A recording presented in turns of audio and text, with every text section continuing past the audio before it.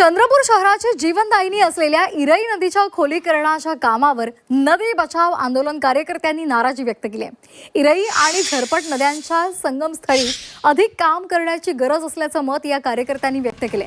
तसंच पात्र अधिक खोल करा अशी मागणी सुद्धा त्यांनी केलेली आहे। त्यामुळे आता त्यांच्या या मागण्यांची दखल घेतली जाते का आणि त्या दृष्टीने पावलं उचलली जातात का हे पाहणं महत्त्वाचं ठरणार आहे।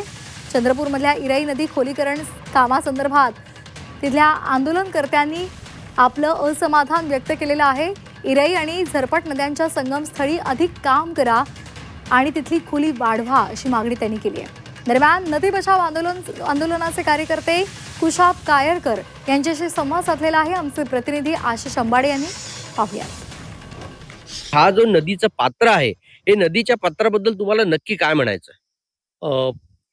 सध्या 2026च्या 28 मार्च रोजी चालू झालेलं 6व्या खोलीकरणाचं काम हे थातुरमातुर दर्जाचं आत्ता दिसून पडत आहे। कारण इरई नदी ही आमची जीवनदायिनी आहे, तिची रुंदी 300 फूट आहे। अजून सध्या जे काम चालू आहे खोलीकरणाचं किंवा रुंदीकरणाचं ते मात्र 110 फूट ते 160 फुटापर्यंत करण्यात येत आहे। इरई बचाव जन आंदोलन मागील 20 वर्षापासून या इरई नदीच्या खोलीकरणाची मागणी सातत्याने प्रशासनाकडे लावून धरत आहे। अजून भारतातील नदी बचाव आंदोलनामध्ये